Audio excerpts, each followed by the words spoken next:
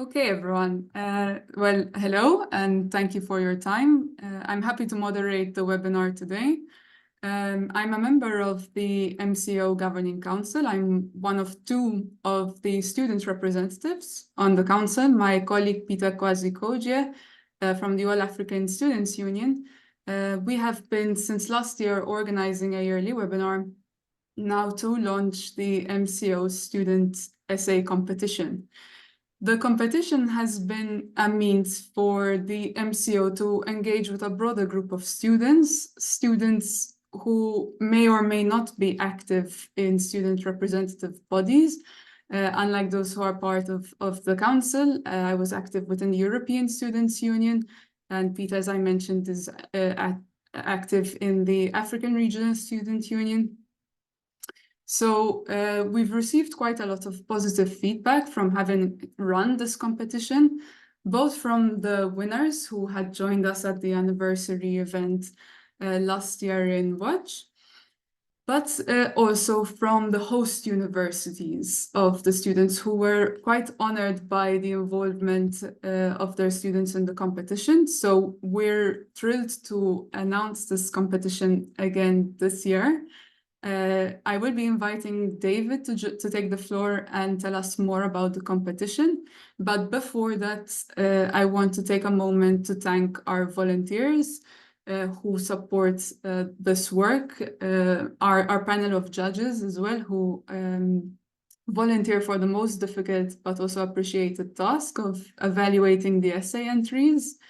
And I would also like to thank our speakers here today, Graham Atherton and Angel Mbutia, who will be discussing the topic of this year's competition, that is inclusion. And specifically, I will challenge them with the question, can the higher education experience and environment be inclusive without students engaged in deciding how?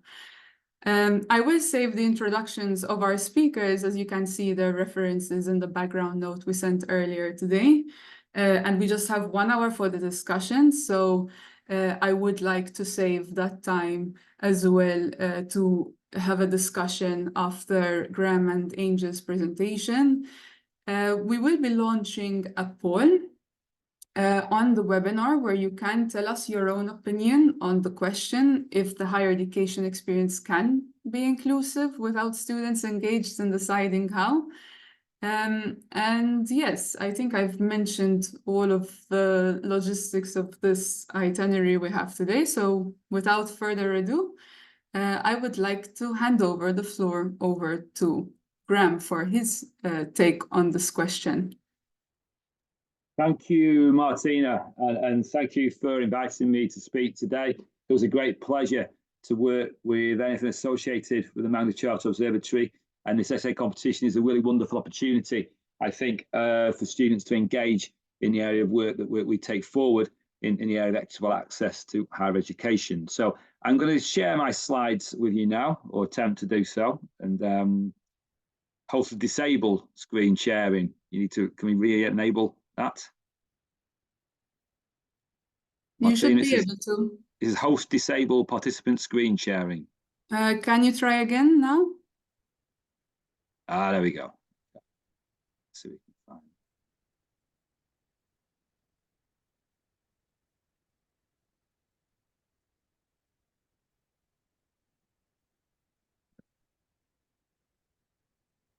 find. Okay, so. Okay, we can see your screen, yes. Yeah, from the beginning, is that okay? You can put it in presentation mode. It should be in presentation mode now. Very good. Yeah, okay. So, I'll tell you a little bit about what I do in a moment, and then how I'm going to approach this issue. And I think essentially I'm going to approach this question by talking a bit about the context where access, inclusivity, and equity with regards to higher education is concerned across the world. And this gives us an idea of the kind of issues with which students could or should or may be able to engage. If we understand the challenges, then we can see where indeed the role for students in this area may be. And in doing that as well, I'm also going to give some examples briefly of how students engage with the issue of equity and access and inclusivity in the UK context, in the context of the organisation that I lead in the UK.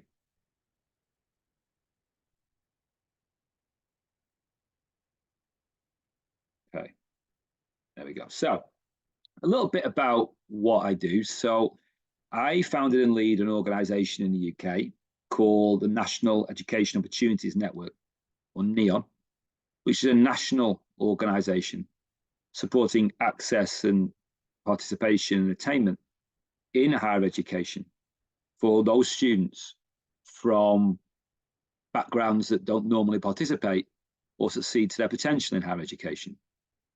So our work supports universities in the work they do to extend access to higher education for those from lower socioeconomic groups, disabled students, older students, those in different rural backgrounds, different ethnic backgrounds, and other sort of backgrounds of students we'll see later on, to whom they don't normally progress to succeed in higher education. We have over 150 organisations as members in NEON, over 100 universities, which represents around 80% of students who go into higher education in the UK are members of NEON. We support them through professional development, capacity building and advocacy. We don't work directly necessarily with students. We provide an opportunity nationally for those organisations to come together and extend their practice working on these issues. But as well as being involved in NEON, I have for some years, as I'll mention later on, been involved in these issues internationally. I've done quite a bit of research and work that tries to look at the challenges that we see when it comes to access and participation in higher education across the world. These are those challenges that we need to be aware of when we think about the key question today, which is how and why students can engage in these issues. Okay. 5 or 6 years ago, with 2 colleagues, we undertook a project called Drawing the Global Access Map. We tried to bring together all the data available on participation in higher education by social background across the world and create a map. What we did is we created this map, and effectively the big conclusion from this map, it's important to remember that there are many things that join higher education institutions, universities and students across the world that bind them together. Their pursuit of knowledge, pursuit of creativity, opportunities of progression and growth, individually and collectively. But unfortunately, another thing that binds systems together across the world is the fact they're unequal. In all countries where we accumulated evidence across the world, over 90%, higher education participation is unequal by social background, by socioeconomic background, by gender, other forms of data. Now, the level of inequality differs across the world, for sure. But even in the most well-developed or older systems in richer countries, they're still unequal. Perhaps less unequal to a degree than those in the global majority of countries, but nevertheless, still unequal. And this kind of global challenge is really what binds together this community. We're trying to take forward issues of inclusivity and access. And thinking again, not just about students in the context of their own systems, but in the context of international movements of students. Martina, I first encountered in her role at ESU, bringing together student unions across Europe, working on this particular issue.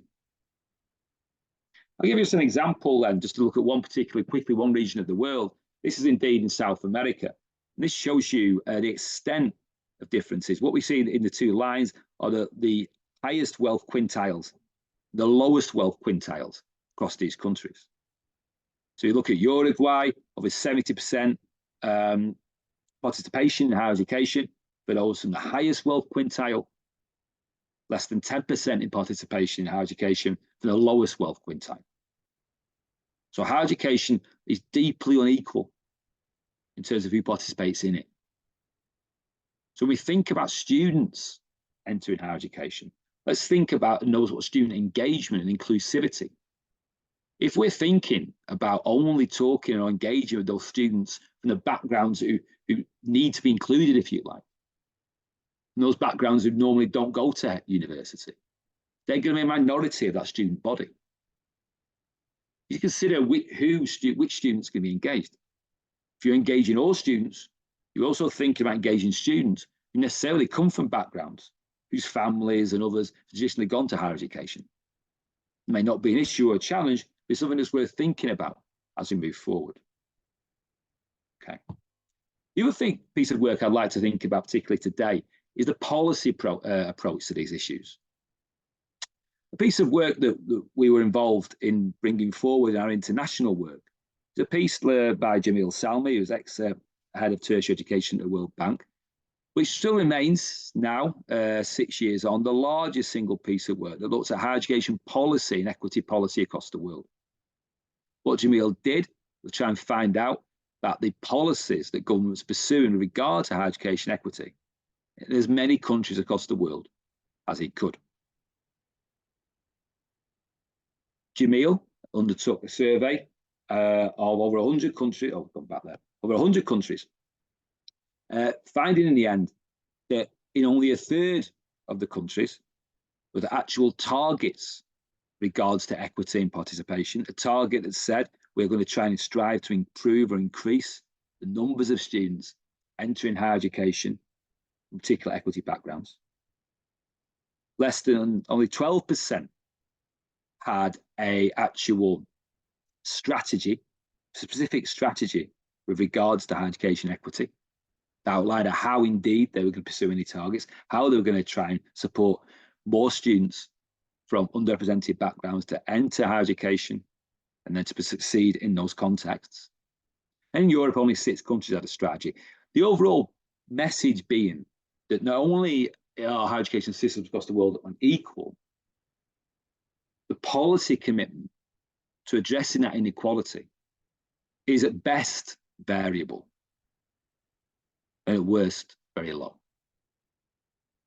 This is another particular final piece of work. Is something I undertook myself in the ASEAN countries, Asian Europe countries back in 2021. And again, very similar picture to the picture that Jamil put forward. A minority of countries have a strategy, a minority of countries have targets. Okay, the most common focus being a low income and socioeconomic background. So again, you know, the point being that back to our question of engaging students, what they're engaging in an advocacy context is an environment where across the world we see a minority of countries really taking forward and pursuing this issue of inequality and inclusivity in higher education. So where do students fit with this? What potential roles could students have here? Let's think of different elements of this. One, as deliverers and innovators of equitable access and inclusivity work. I'll give you an example in a moment of how in the UK context, the work we do in NEON, we have identified and tried to recognise particularly many students from across our members who are involved as innovators and deliverers of work that can try and take forward equity in higher education. As partners in advocacy work to government and universities, or as co-designers and partners of equitable access and inclusivity work. But all of this, I believe, is in a balance.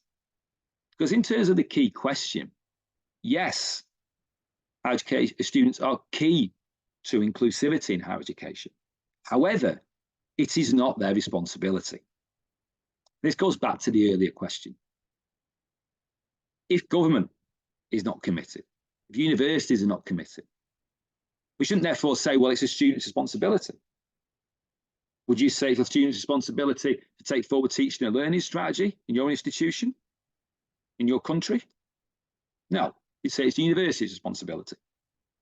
So therefore, it's not the university's responsibility to take forward an equity strategy. And my concern, my worry, is that I've seen in particular contexts, not only in the UK and other contexts, and in institutions that frankly are ones that we work with in our own country, that this area seems to be one that apparently is responsibility of the students, which to me is entirely wrong. The students have a massive important role, but the responsibility to address inequities in the global higher education system fall upon those who lead those systems, which are governments and universities. That's the key question here. What role can students have? The key question is which students and how. I think where we need to move things forward now, I guess, is really, again, in that area like we do in NEON, but internationally, as I go to say at the end, trying to create those international mechanisms of exchange in practice, collaboration, and understanding of the huge roles that students can play. And they can play a massive role. But in the context of what I said before, it not being their responsibility, there's a massive role for students to play as partners, but not as those responsible for addressing decades-long inequities in the system. But going back to essentially what role students can play. In NEON, since in my network that I run in the UK, since 2012, we've been having an annual awards scheme in NEON because we believe it's important to recognise the work of our community. Because often those involved in equity, inclusivity work are those working in some senses on the periphery of their institutions and their universities. It's important they're rewarded for that work. But one of the categories that we're always most important category is Student of the Year. We've tried to recognise students who themselves are involved in inclusivity and access work. We've had over 400 nominations, over 70 of our partners over the last 12 years in this category. And every year we give around 40 commendations to students who, this is a very tough thing to do. And to be fair, only this week have I been looking at the nominations we received from our partners. And we had around 25 nominations, stories of students who themselves have overcome huge barriers to actually get to higher education.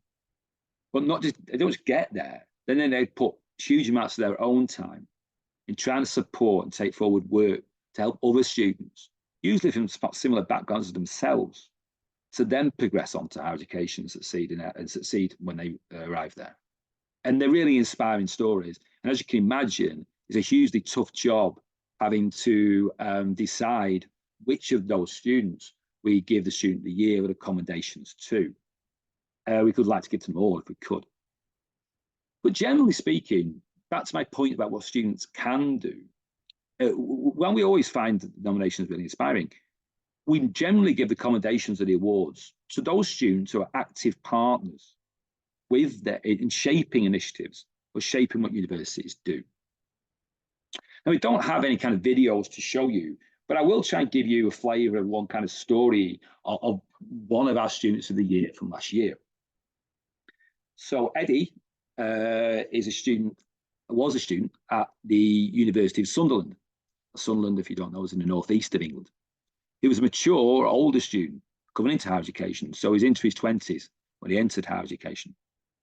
Eddie comes from what's called in the UK a care experience background, which meant that in his early teens, due to challenges and issues in his family, Eddie could no longer live with his parents or his family, had to live in a residential care setting run by local government.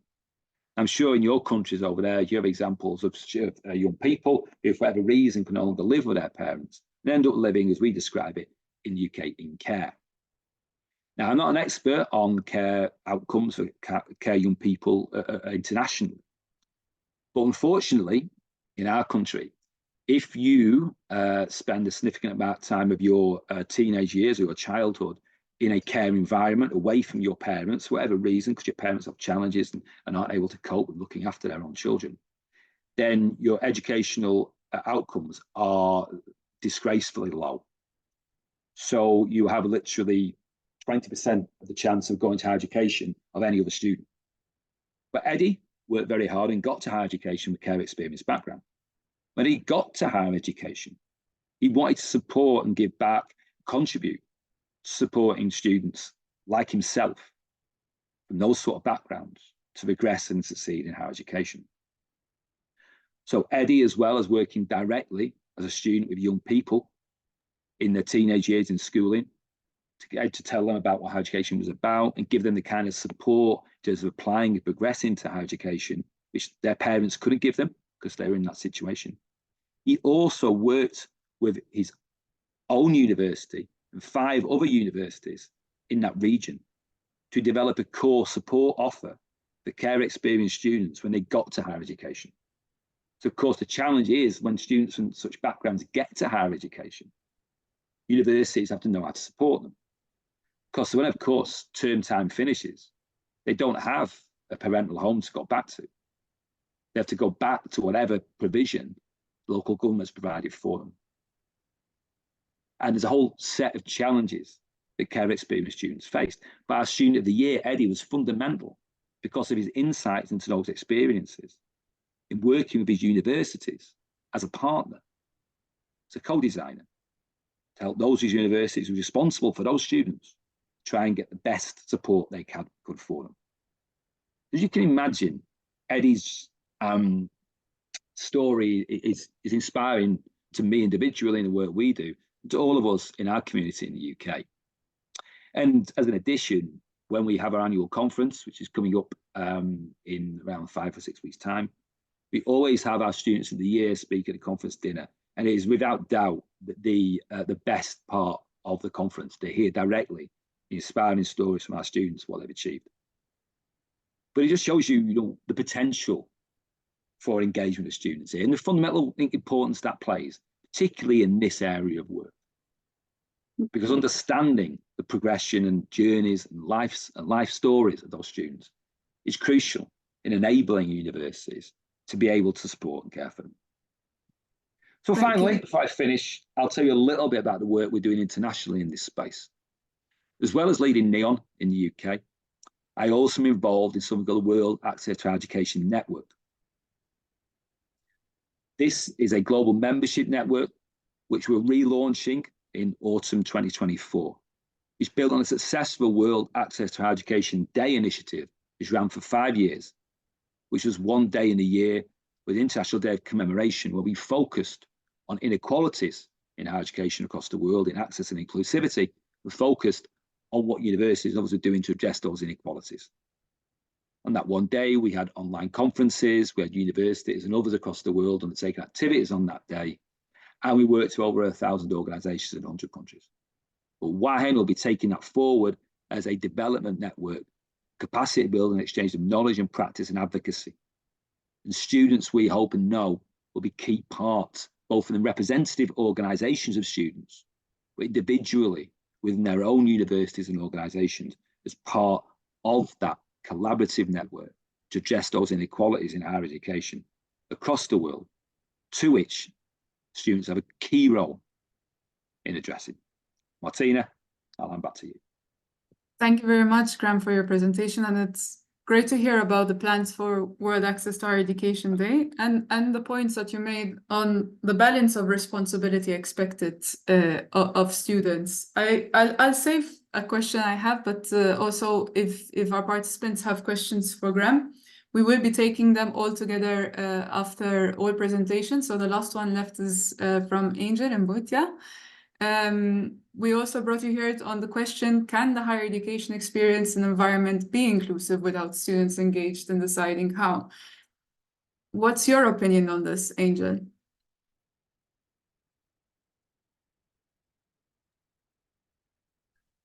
Hello, Martina. Thank you so much for having me. I think the education space, especially in my experience as a student leader, I have seen it very important to engage students in decision-making in the higher education space. And one of the things that that happens is that if there are decisions that are made together with students, they are much more easier to implement. And many of the issues that we raised a lot in university were decisions made by our administration, but without us being consulted. So we've had so many riots. We had so many protests, either because government doesn't want to do A or because the university wants to do B. And so I find it very important to avoid such happenings within our higher education space. I think that it's very important that we have students getting engaged in the decision-making space. And student bodies also need to be very, very much empowered in terms of ensuring that they're able to give advice and support that they can.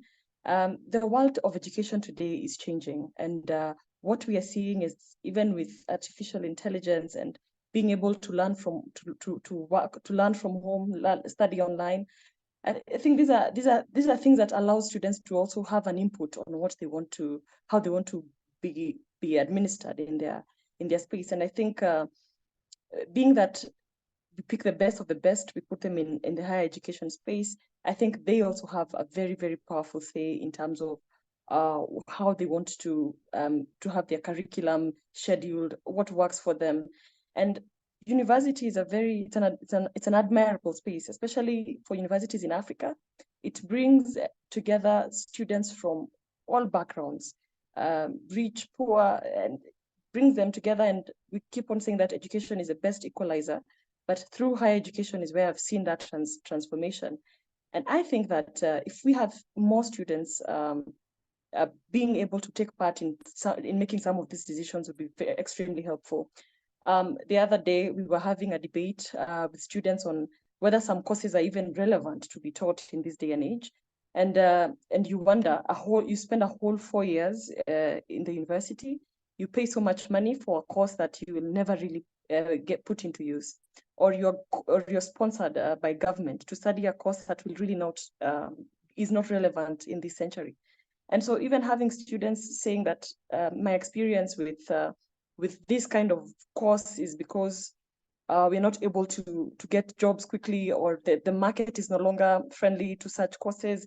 Can we take them out? Can we refine them? Can we have better curriculums that really affect that resonate with the century? Because some of these courses have been they were put on schedules since some of our countries got independence, but over time things have changed. The struggle for having more students to getting into that governance space is also becoming very extremely debatable. And what we are seeing, let's say for example in Kenya, we see a situation where the student body was muzzled in such a way that students are no longer able to elect their leaders by popular vote. So it's more of an electoral system, which is something students have never been used to. And that has really killed the voice of student movements in Kenya. It's been a while since we've seen students even speak on national issues, just because they were muzzled by a law that now does not allow them to be able to speak anymore, because it is very clear that if a student speaks on issues that are outside the university, they are liable for expulsion or suspension and so on and so forth. I think it is high time that we strongly empowered students, being able to have them on the decision-making table. It is the cream of the youth. And when we talk about youth engagement, participation, equality, students are the best ones to start with. If we talk about innovation and all those factors of society that we are really trying to push on, I think having them on governance, in the governance space is quite important, because you see they do so much. It's not like they're not qualified or that they do not have the capacity to do so. Students do have the capacity to support or to participate and to have their input in terms of how their institution is being run. And that, from my experience, has come because as a student leader, being at the forefront of fighting for issues, fighting for students to be heard, their voices to be heard, and to have them on governance bodies. Like, for example, when we have the university structured in such a way that you have the Senate, it is very important that we have student leaders part of the Senate. Some universities do, but others do not. And this really takes away a lot of the perspective of the students. And it's like our campaign, when we talk about sustainable development, it will only be realized if we have gender equality, or we have every sector of the population represented in that decision-making table. Things are easier. You have a better perspective on how you run the institution, and generally you have very empowered and transformed students who come out of that. I think it's high time we now put all hands on deck to ensure that we even catch up with the transformations and the innovations that are going on globally. Now we have universities asking students not to use their AI for their essays, but it's high time we'll have to catch up with technology. For example, in Kenya, when we talk about digital transactions, digital financial transactions, Kenya has done quite a lot in terms of accelerating those platforms and over the years. But in the first year, Kenyans did not believe that they could put their money on a mobile phone and send it from one person to another. But today, it is almost the medium platform for transactions. The same case with education. And if the leaders in the education space are not allowing such transformations to get in and to find a way of, yes, working with those digital platforms, but then also being able to use them to project what they intend to do to make their time easier, but saying, no, we are not going to allow this kind of technological advancements coming into the education space. We are really not, I don't think generally that's the way to go. And as students, we are wondering, I mean, if there are such platforms that can help us become better writers, become better communicators, why not use them? It does not take away the role of lecturer-student relationship. We still need that kind of relationship. I mean, that kind of guidance is still necessary, the tutorship, because even for you to use those digital platforms, then you still need to also have that level of knowledge. So I see that if we have more student voices in decision-making tables, such issues, such perspectives can be brought in and can be heard. So what you'll get are universities being run by fairly older generation and having a very different perspective, whereas the rest of the world has already moved on, and that really disadvantages an entire generation. And if a country is not very alive to that, then they will miss out on so much, because having more perspectives, especially in the education space, is very important. There's now the mood with students that you can still make it without having an education. Personally, I think otherwise, but it's because we are not keeping up with the transformation. We are not allowing all these other platforms to come in and help us, become better students, become better educators. And students are giving up more and more on education. You're seeing that you look at someone becoming a content creator, they just feel that's all they want to do, which is great. But then also chase the paper as well, get your papers right. But now, because of the rigidity of our education systems, it's become so difficult for students who really want to go out of their comfort zone, learn content creation, such courses do not exist as we speak. But those are careers for some young people out there. But so if we have more perspectives for students, of students in the decision-making space, I definitely think that would have a better and a more transformed education experience and a better learning environment for students. Thank you, Martina. Thank you very much, Angel. I think you made a very good point there about the requirement to having students deciding on how their higher education experience and environment can be more inclusive, which is that students need to be structurally supported to participate in representative bodies like our unions at the African level, through the All-African Students Union, and the countless others that exist around the world. Because it's through these unions that you have this element of responsibility to co-decide. This is a bridge with what Graham was saying, that there is a certain level of responsibility. Graham, I might be, if I'm wrong here, do jump in here. But there is a level of responsibility entailed to the student if they are to co-design the learning environment and experience. If there is no support to the student to be part of a union, where you have an organized movement and an organized agenda you're taking to the Senate, to the ministry, that you have institutional memory, that with each round of student representatives, at least you have the memory of what student representatives did before you, and so you don't need to repeat the work.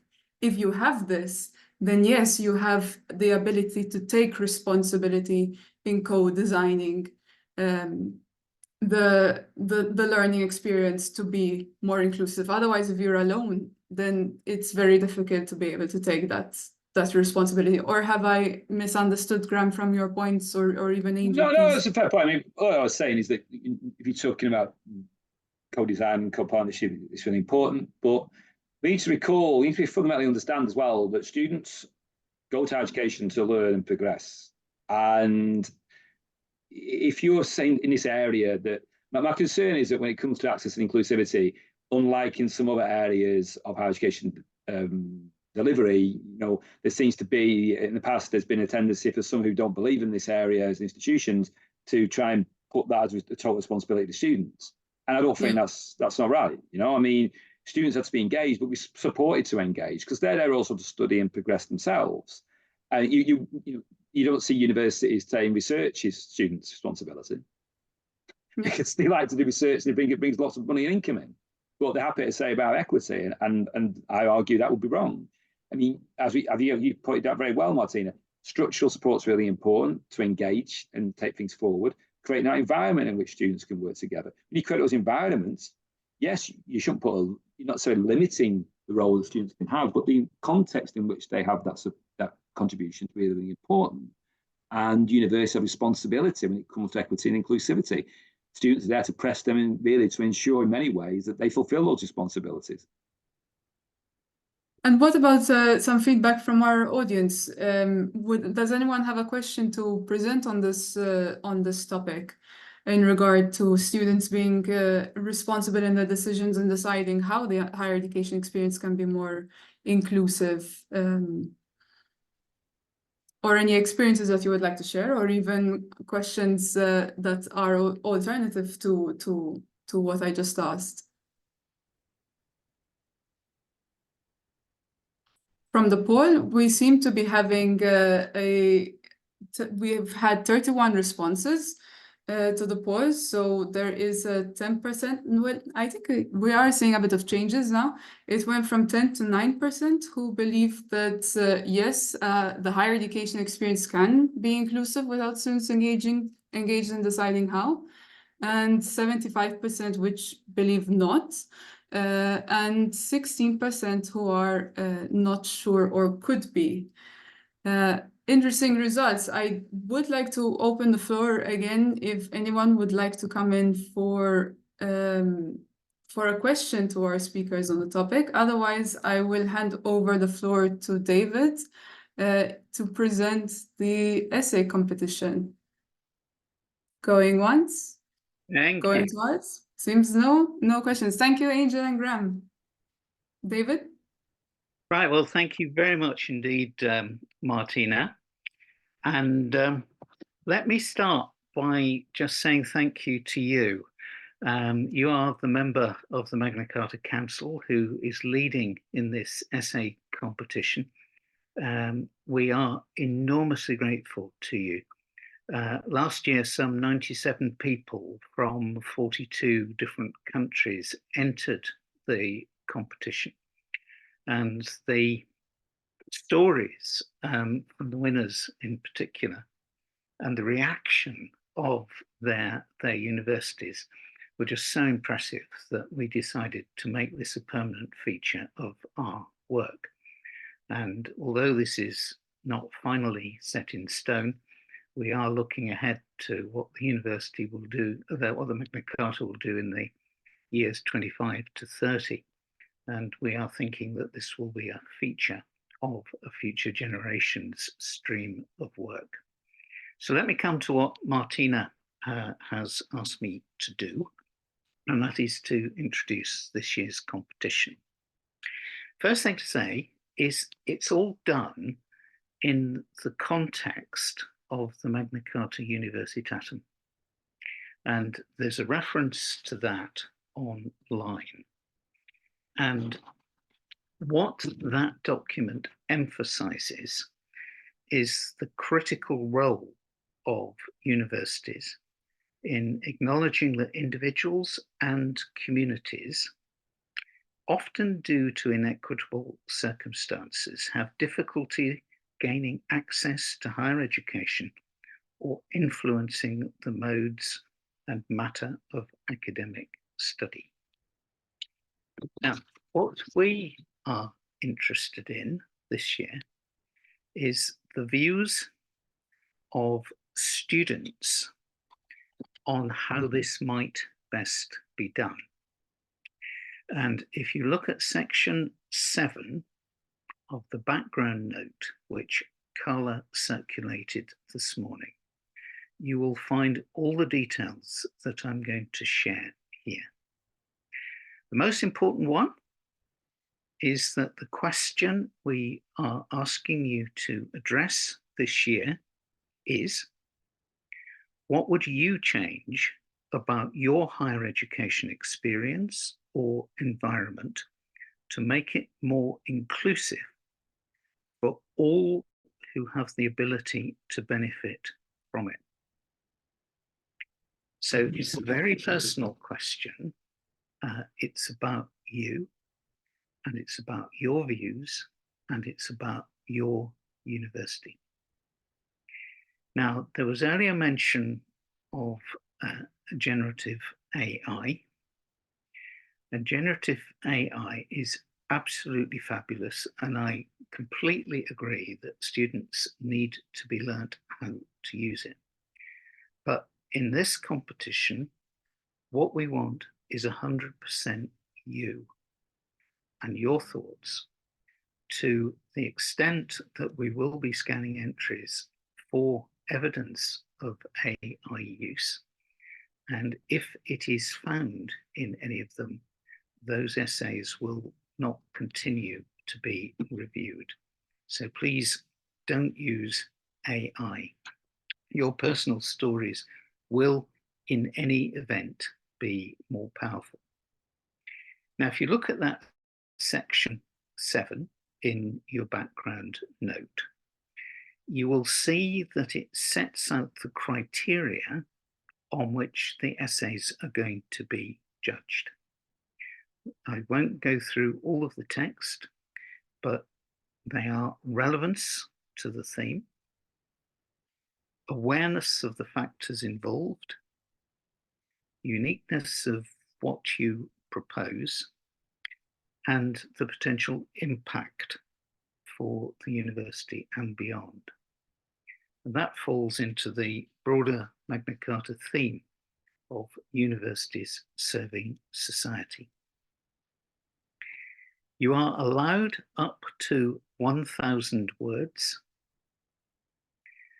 and all of the entries will be judged.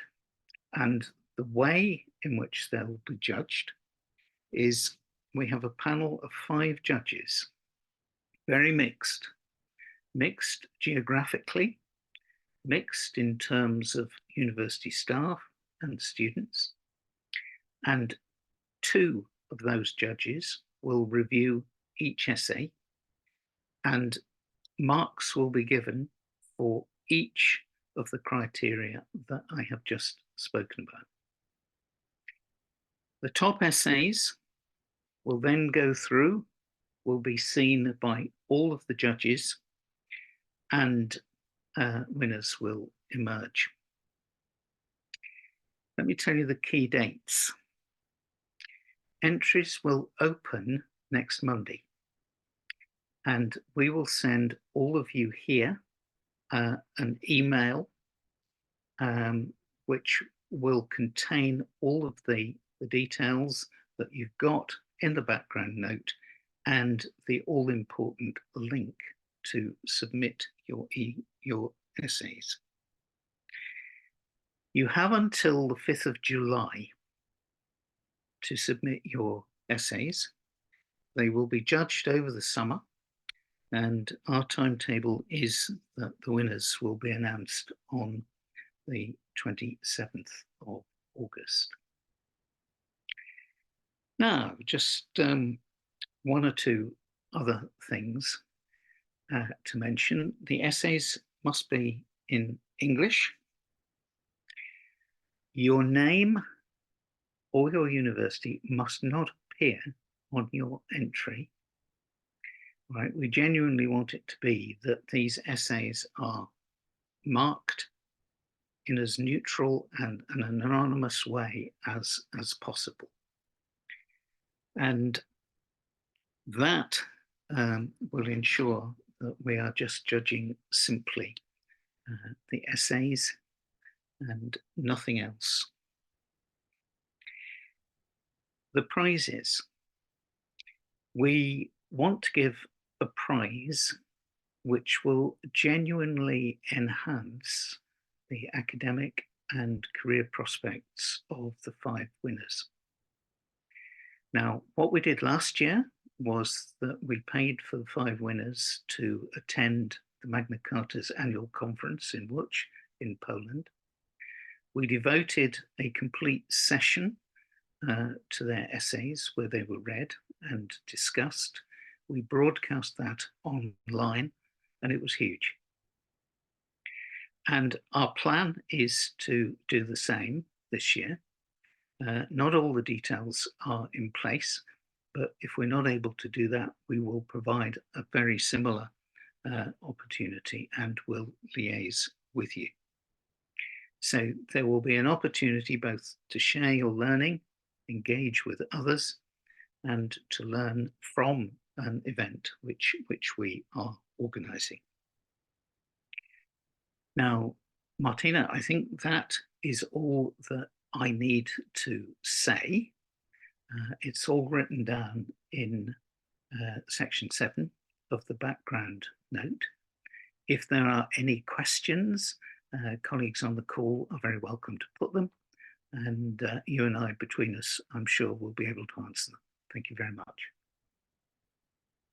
Thank you, David. I don't see anyone who would like to take the floor at the moment, and that must have been David, that her presentation was very clear. And there'll be more information then once the essay competition is launched on Monday, that the same information will be available online as well on the website. So if there is no further questions from anyone in the room, then I will take the time to thank you all for joining us here today. To our speakers, Graham and Angel, David, Carla, for coordinating this. It would literally just be a figment of our imagination without the support of you two and of Julia as well in preparing this.